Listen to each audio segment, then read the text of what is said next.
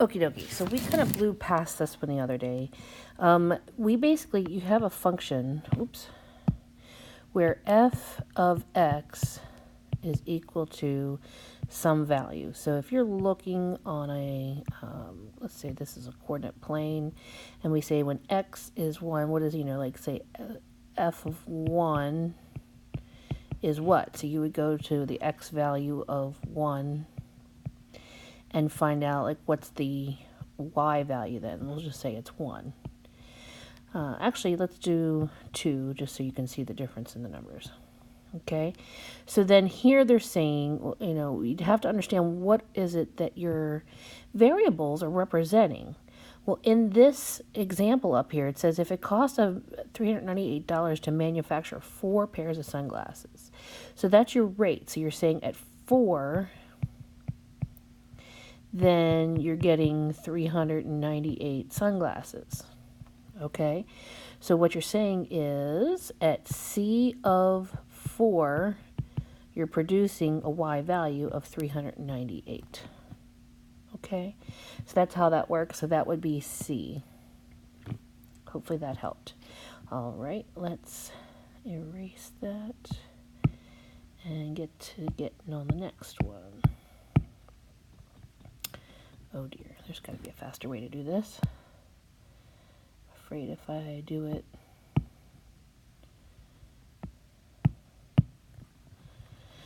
a different way, it may create a problem.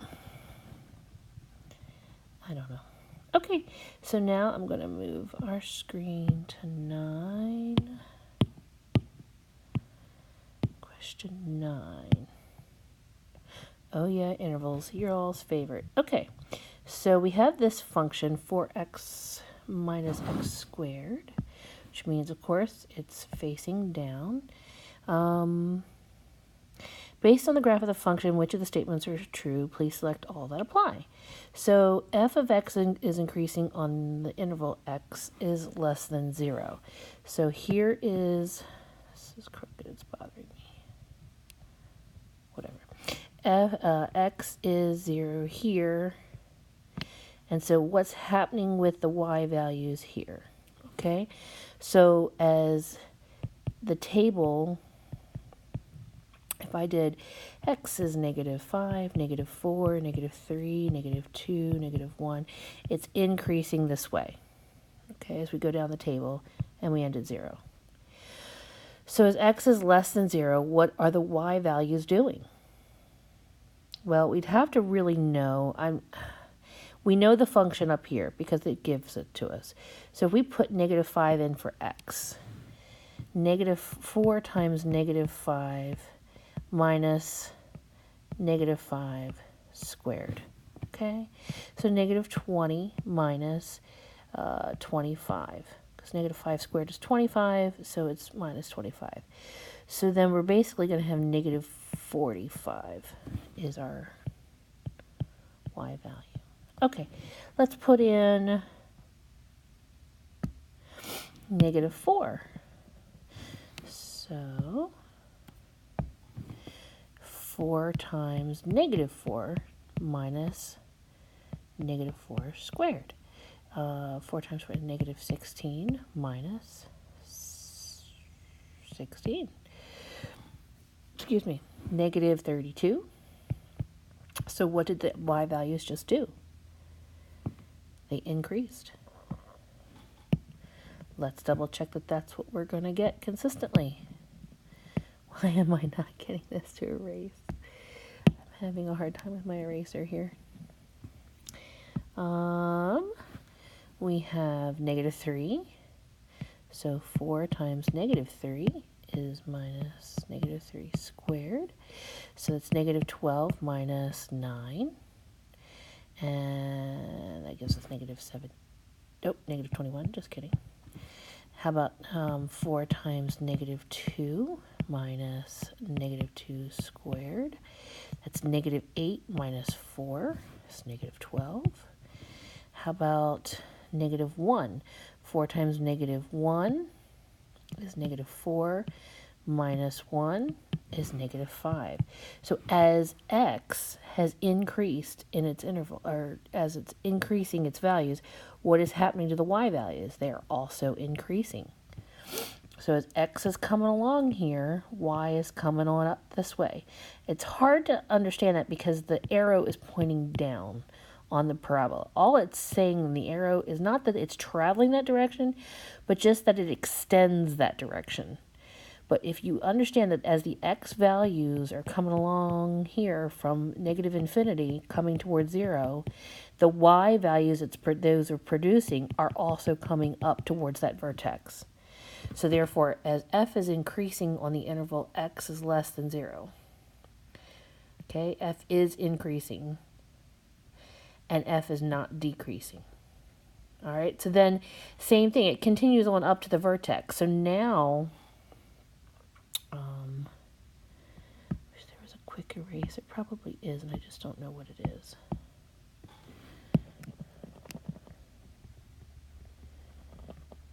Sorry for the mess here. So now we're looking from x is 0 to x is 2 and everything that's in between here.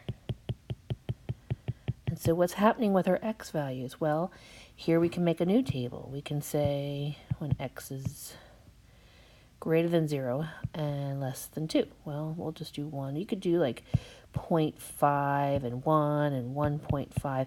But what you're going to see is that these values are also increasing because they're going up to that vertex, right? So this is what's happening. All right, now how about once it gets between the vertexes? Let's see, increasing. Or sorry, this would be coming down the other direction. So how about this one? And here, as f is continuing to go towards the positive 5, it is starting to decrease on that interval. And it's no longer increasing. And then as it continues on, in this section here, it is continuing to decrease. So those are your final answers. Oh man, this is... I give up. Yep, let's move on. In part B.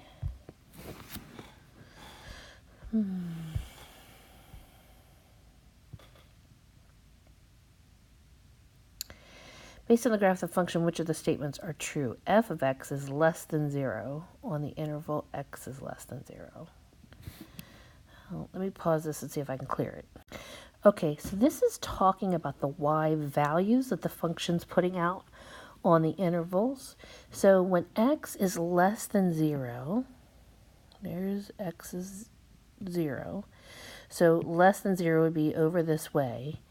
What are the values of y? Well, they're all below the x-axis, so therefore they are less than 0. That is true. As x is less than 0, here's all the negative x's over here, then the y values are also less than 0. That's very true. Boom, there they are. Okay, how about when f of x is greater than 0 on the interval x is less than 0? No, that can't be true at all. How about from the interval 0 to 2?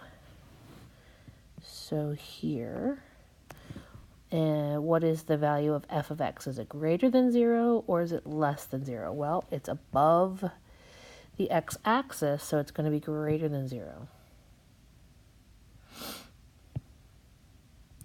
So now how about on the interval between 2 and 4? These are all the x values between 2 and 4.